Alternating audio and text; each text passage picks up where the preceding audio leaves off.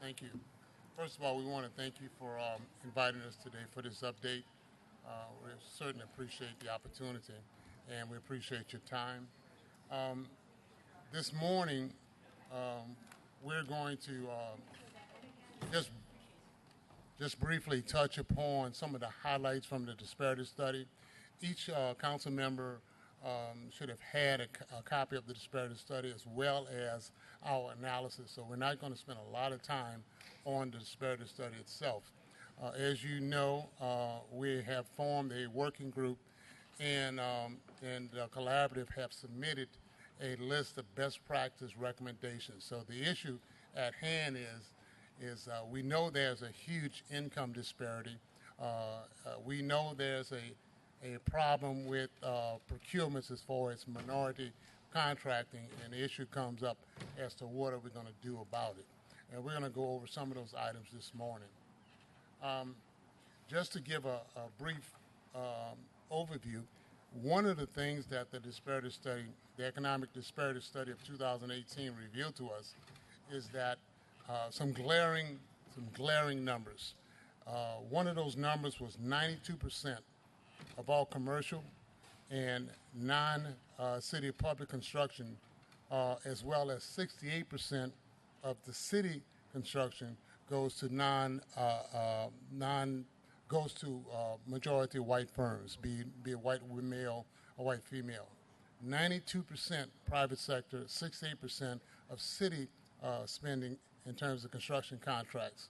We've had a ton of construction in this city since the onset of Katrina. We've rebuilt an entire city, our schools, our libraries. We've done a lot. And none of that has really had an impact on our minority business community. The disparity study made that quite clear. One of the additional items in the disparity study that needs to be noted is that African Americans are receiving about 11% of the construction contracts in a city where we are a large number in terms of population. We have barriers that are precluding us from really moving forward, from really getting a foothold in the construction industry. Those barriers are things like bonding, access to capital, and networking as well. There's a number of items that's been recommended, and we're going to talk about those. We know we did the disparity study because we had to prove what everybody already knows. We know there's a huge disparity, but we had to measure it. You had to gauge it to see how deep and how wide and how deep it was. And what we found out was there's a huge gap in income disparity when it comes to contracting with city services. I submit to you guys, because I was on the Disparity Study Oversight Committee, that the gap is even bigger than what the disparity study says it is. The reason why I said that, because the disparity study was based upon 2 years of data. Now, we're celebrating our 300-year anniversary in the city of New Orleans, and we've got records for our city and our history for 300 years.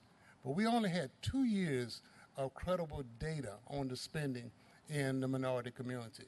And it is really a problematic situation, because if you can't measure it, it's very difficult for us to gauge it and then to propose programs to change it. So that is in place. This is our baseline. This is our starting point. And we hope to make sure that there's always a disparity study in place going forward so that we can keep measuring our progress. That being said, the collaborative, and I have copies here for the council if anybody wants to distribute it up here, have made a list of recommendations. In this city, whenever you have an issue or a problem, we study that issue, we study that problem, then they develop proposed solutions. We're trying to get economic activity in the city for years on out. lots of studies.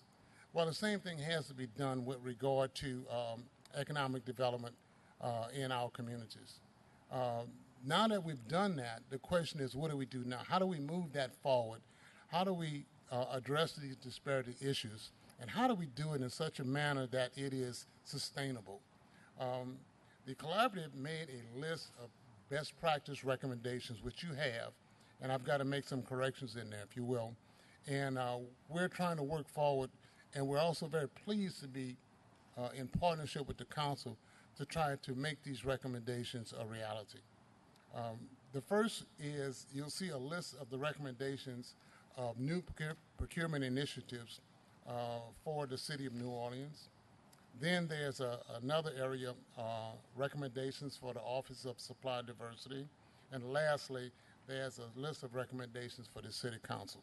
So I'll start at the top.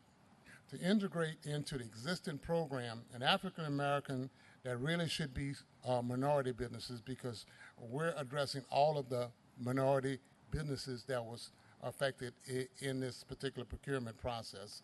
So please forgive me for that. That is that is minority businesses, not just African American businesses. So we envision an existing minority business enterprise program, something similar to what we call what the progressive cities do, with Houston, with Atlanta, some of what the other cities do. A program that would focus on giving opportunity to minority businesses that they don't currently have. We have developed a working group to help craft such a thing. And again, this is not new. It's been done across the country for many years. I want to say something I think is really important, because the city of New Orleans had a similar program many, many years ago. We had a program around the time where we were building Harris Casino. So we had a program in place to address these income disparities a long time ago. Unfortunately, it did not last. It wasn't carried through. And 20 years later, we're having to do the same thing that we've done many, many years. So we hope now to make sure that we craft a program, and this program stays in place far into the future, so that next generation of entrepreneurs can benefit from it as well. The second recommendation is to try to unbundle contracts to create prime contracting opportunities for smaller firms. We're finding that smaller firms are having to bid against larger firms. It is an impossible task. It does not give them the opportunity to grow and to get a foothold, and they simply end up operating as subcontractors over and over and over again. So to be a progressive city, we need to grow our contracting base, not just as subcontractors, but to grow them as prime contractors as well. Can you maybe spend a little bit more time on that? I know this is something you and Ms. Kennedy understand far too well, but the unbundling of contracts, you know, I think there's a lot of folks who might not quite understand why the current scenario is a burden and an obstacle. So can you maybe just walk it through for the listening public who might not be in this world, just so they can understand how that will really open doors and create some sustainability for I'd be more than happy to. And actually, I'll give you a real life situation. The collaborative was quite involved in trying to help small businesses get contracts at the new airport. The airport promised that they would have contracts that was unbundled, being in smaller size, $5 million, $2 million, $1 million contracts. Contracts that some smaller firms can be a general contractor and provide the services directly to the client. As the project went on, we found out that they had scrapped that plan. And then we found out there were a lot of contracts that were $25 million, $40 million, $50 million contracts. Well, a lot of small contractors who are quite capable can't get a $50 million bond. They can't get a $25 million bond. And it is literally no reason why they couldn't unbundle, i.e., build smaller contracts so that it can be a broad impact across the community rather than just an impact on a bunch of large firms. And that's why it's so important. Let me touch on it. And I also wanted to touch on that as well. It prohibits folks from growing and building their capacity. If you're constantly working as a subcontractor on opportunities and not being given a prime contract opportunity, then you never really have a true chance to grow as a prime contractor. And so I think that that is also significant. And also unbundling contracts, to Mr. Stallberg's point, folks can get $50 million bonds. Folks can get $100 million bonds. And I think that can also be prohibitive and also preventing smaller firms from growing. Thank you both for elaborating on that. I mean, that really is how you build a middle class, build wealth in a community.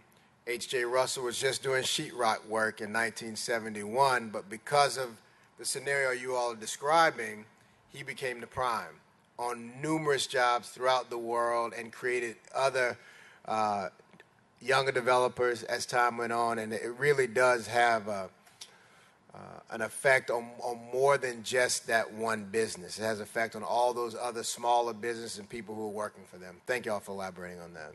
No problem. Thank you.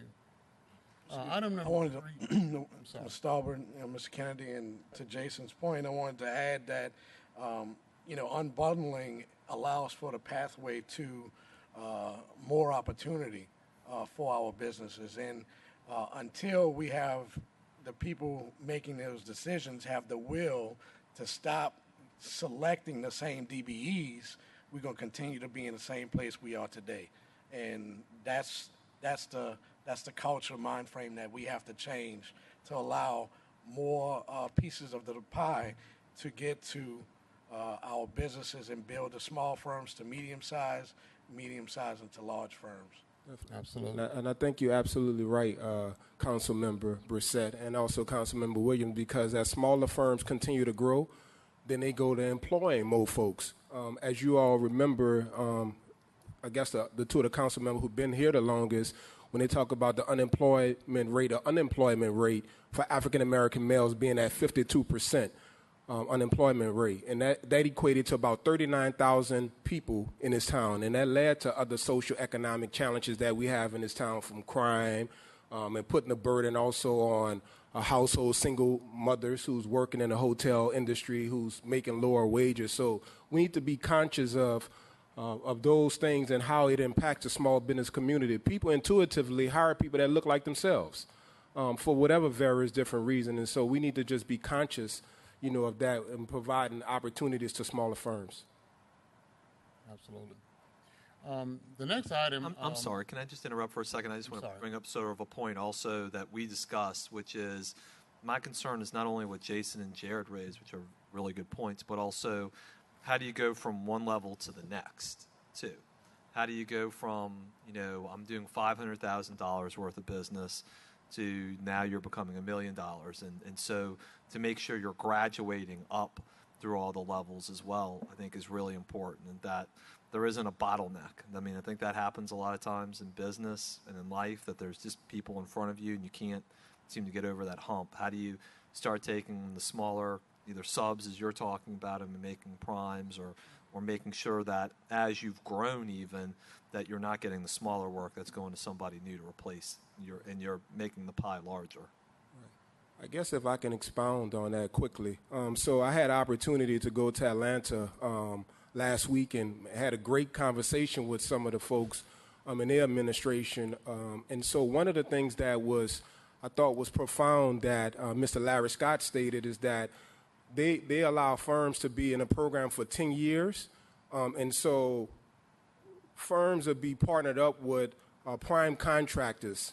And then so primes will use them for that 10-year time frame while they're in the program. And after they're out of the program, then the businesses basically fall and crash on their face because now they are really not needed any longer. And so I think providing those prime contracting opportunities and unbundling contracts, it allows the smaller minority and women-owned firms to grow.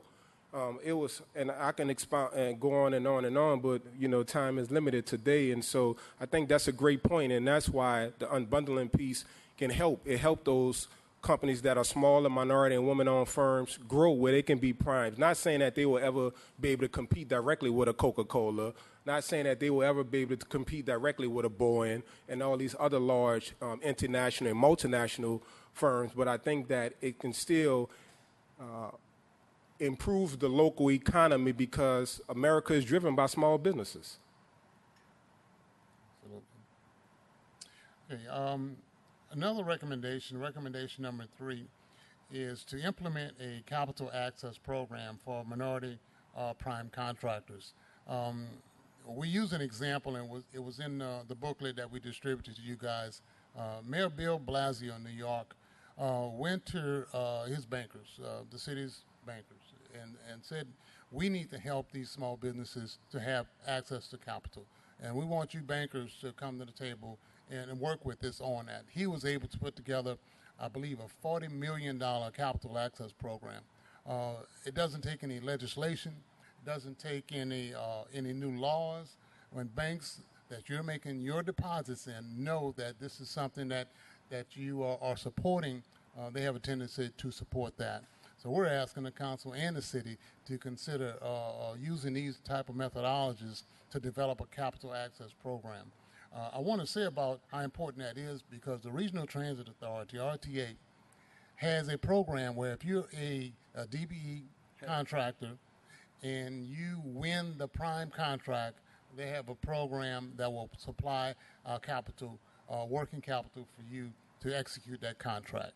These are the kinds of things that are needed for some of the smaller firms to really be successful.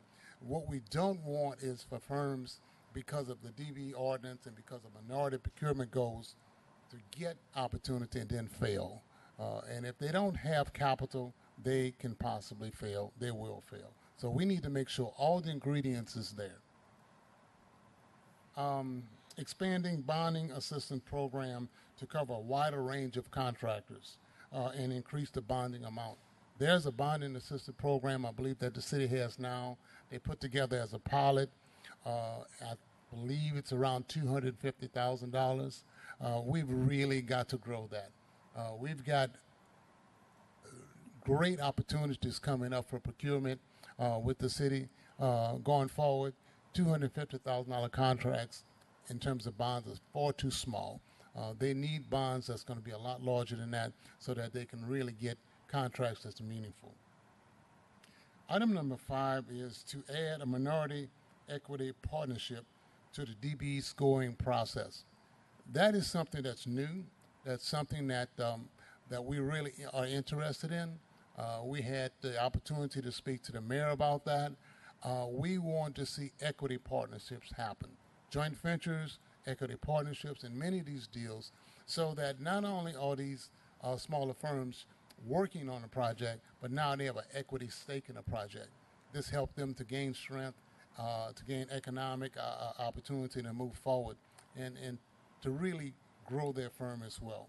And if I can expound on that, that was also mentioned by Mr. Larry Scott with the Office of Contract Compliance, that any contract that's put out that's over $5 million automatically triggers a joint venture clause that they kind of put into the contract. So it's based on a contract by contract basis. It's just not a blanket language that goes into a contract. If a contract is $100,000 or $50,000, that wouldn't make logical sense because of the legal requirements to, drafting operating agreements and all those things. And so that was one of the things they stipulated, that it automatically trigger joint ventureship language into the contract if it's over $5 million. Because once again, it helps with the access to capital piece. It helps with a lot of those other different components. So we think that that's significant. And to Mr. Starbaugh's points, equity really grows our city, and that's what we've been hearing a lot from the school board and other very different entities. And like, how can we be more equitable to create better outcomes for the city of New Orleans? We are also recommending that the city reevaluates its methodology for issuing professional services contracts. unlike construction contracts, professional services is not necessarily awarded based upon a low bid, a low number. We find that many of the same companies are getting the same contracts year in, year out. There are contracts that get renewed for years and years down the road, and many professional services firms simply never get an opportunity to perform those contracts. I'll give you an example. There's a firm, Hewitt & Washington, which is the largest African-American architectural firm in the state of Louisiana. They've been around for 40 years, and they've never had a city contract. They've put their name in a hat. They've done all that they can. They respond to the RFPs. They've never had a city contract. Some of these contracts are simply re-awarded to the same players over and over again. We've got to figure out a way to be fair to them, but yet still give opportunity for everyone. So we need some ideas in that particular area. And just wanted to add a note, because we were at the Franklin Avenue Baptist Church, Yes. and Hewitt in Washington was the part of the architect team that helped design Franklin Avenue Baptist Church as well. That's correct. Correct. And that was private dollars that invested into our local economy. Actually, Franklin achieved, I believe, their 34% DV participation on a $40 million project. So that's an example that it can Correct. be done. Yeah. Yes, thank you. And to that point, I also agree with you as well. I mean, if we're going to see true growth in this city, can't keep selecting the same people over and over. Right, That's bottom line. right. Next, we're looking at what we call some low-hanging fruit for some of our smaller firms.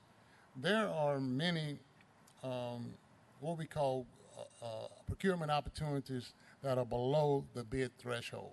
They may be $100,000, $150,000. We want to make those opportunities public. There are a lot of firms that could support themselves and help grow their business if they simply knew about them. A lot of these opportunities that are below the bid threshold are simply made with a phone call from a procurement manager to 2 or 3 clients. And many people in the city never really know about it. So we're asking that we make these opportunities available to everyone. Let me just ask you on that point, in the modern age that we're in now, what are y'all seeing, or what is your research showing are some of the vehicles to get that word out, get that message out in enough time for someone to prepare themselves and be able to fairly participate? If you have any suggestions, I have an absolute suggestion. As a matter of fact, the working group is incorporating this item as well. When you go to the City of Houston's website, not only the City of Houston, but all of its boards and commissions have their procurement opportunities all in one place. You can see what one board is soliciting for all the way across the board, as well as the city. In New Orleans, we have a procurement website that have the opportunities for the City of New Orleans. If a board or commission, and we've got, I believe, 125 boards and commissions, if they have an opportunity, you have to go to their meeting, you have to dig out the information, and you have to chase it down. Now, if you're a small business, you really can't go all over and search for those opportunities. We're recommending that the City of New Orleans put all of those boards and commissions and make all the procurement opportunities available online as they become available, all in one location. That makes sense. And another point, Council President Williams is forecasting. So the state of Louisiana, under the Hudson Initiative, they basically do yearly forecasting. So if, hypothetically, if you know that A, B, and C agency was going to spend X amount of dollars in the next fiscal year, they can project out. So if you have various different agencies that know that they're going to spend $100,000 on ink pens in the next fiscal year, then that's a way that you can project that out to smaller firms and say, hey, we're going to be procuring such and such items and goods in the next fiscal year. So that way you allow firms to start ramping up and start partnering up and start being able to get ready for those opportunities that may be coming up. So it's on their radar. Yes. Because obviously the larger firm that's already there, that provided pins for the past 5, 10 years, they know when it's coming up, and they're in those meetings. Yes. That's an excellent idea. Yes. Thank you. All of those items that we just made recommendations for, they hinge upon some changes and some resources. On the next page, we have recommendations for the Office of Supply Diversity. And we've said for a long time, we don't want legislation for the sake of legislation. If you don't have legislation that's meaningful, that's doable, and that's enforceable, then it really doesn't matter. So the recommendations we had for the Office of Supply Diversity is to strengthen OSD with additional compliance staff and a new committed director. This issue of the staffing level for Office of Supply Diversity is critical to the entire mission. We're asking, and we have sent out letters to the council as well as to the mayor, to increase the budget for Office of Supply Diversity. We're in the midst of a budget time right now. You can't say that we're really in supportive of all these things and then not put the money where your mouth is. If they're not budgeted, they won't be able to do the tasks that we've assigned to them. So we have to have a office that not only understands the issues, but are ensuring that many of the agencies are being compliant. If I recall, Councilman Brissett authored a ordinance that mandated that all the boards and commissions have to not only set their budget in terms of their procurement budgets for DB spending, but they have to do it at the beginning of the year and they have to make it public. So it's on their plate. But if they don't do it, then what happens? If we only have 4 or 5 people in the Office of Supply Diversity, this stuff will go right over their head. This is a critical item. I just can't express it too much, that we have to make sure that there's ample personnel and ample budget. I'm going to ask Stephen, because could you tell us do you know some of the numbers in terms of budget numbers for the other cities? I don't. Only information that I found out with meeting with the folks in Atlanta is that they have annually about 764 contracts, which equates to about $3 billion.